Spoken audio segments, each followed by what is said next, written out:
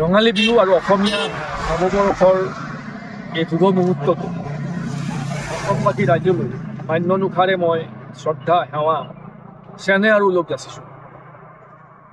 বিহুৰ দিনটোত ব্যক্তিগতভাৱে আপোনালোকক লোকক লক্ষ্যৰ প্ৰয়োজন আছিল, কিন্তু চৰকাৰ নিৰ্বাচনী আয়োগ আদিৰ বাধ্যবাধকতাৰ বাবে বিহুৰ সকলো পৰম্পৰাৰ পৰা আঁতৰত থাকি আমি নিৰ্বাচনী ব্যস্ততা নিৰ্বাচনী পৰিধিৰ মাজত আবদ্ধ হৈ যাবলগীয়া হ'ল।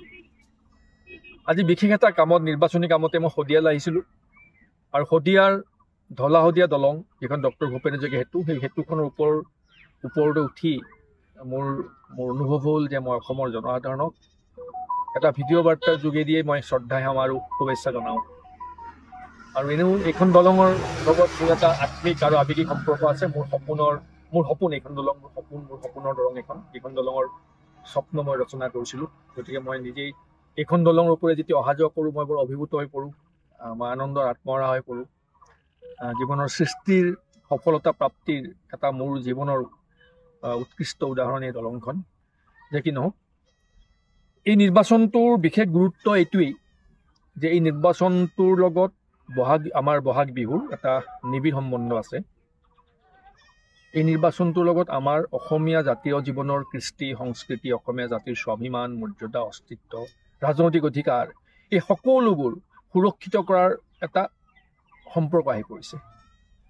অসমীয়া জাতীয় জীৱনত আহি পৰা বিভিন্ন দুৰ্যোগ ভাবুকি ভয়াৱহ প্ৰত্যাহ্বান আদিৰ বিপৰীতে অসমীয়া জাতিসত্তাক মূৰ দাঙি জীয়াই থাকিব পৰা এটা পৰিৱেশ দিবৰ বাবেই আমি বিহুৰ সকলো কৃষ্টি সংস্কৃতি আৰু পৰম্পৰাৰ পৰা আঁতৰত থাকি হ'লেও এই নিৰ্বাচনী পৰিধিৰ মাজত নিৰ্বাচনৰ কামত ব্যস্ত আছোঁ। বিশেষভাৱে মই ডিব্ৰুগড় লোকসভা সমষ্টিৰ ৰাইজক অনুৰোধ জনাম যে ডিব্ৰুগড় লোকসভা সমষ্টিৰ ৰাইজে এইবাৰ আমাৰ দলৰ প্ৰাৰ্থী লুৰিণজ্যোতি গগৈ ডাঙৰীয়াক সকলোৱে চেনেহ আৰু শুভেচ্ছাৰে বিহুৰ দিনটোত পৰিপূৰ্ণ কৰি তোলক। এই বহাগে অসমৰ জাতীয় জীৱনলৈ এক নতুন আশা কঢ়িয়াই আনক।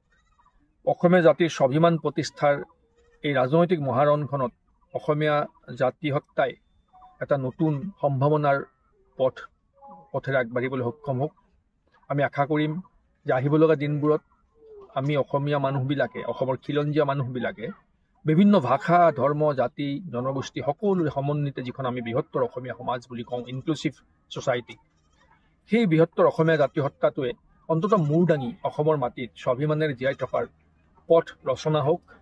আৰু তাৰ বাবে যিখিনি আমাৰ কৰণীয় অসমৰ প্ৰতিজন মানুহক, যাৰ অসমৰ মাটিৰ প্ৰতি মৰম স্নেহ আছে, যাৰ অসমৰ মাটিৰ প্ৰতি মানুহৰ প্ৰতি দায়বদ্ধতা আছে, প্ৰতিজন মানুহে এই জাতিসত্তাক ৰক্ষাৰে মহা ৰাজনৈতিক ৰণখনত সকলো অংশীদাৰ হওক। আমি আশা কৰিম যে অহা বহাগ বিহুটো আমি অতি উলহ মালহেৰে উদযাপন কৰিম, অতি ভালকৈ পালন কৰিম।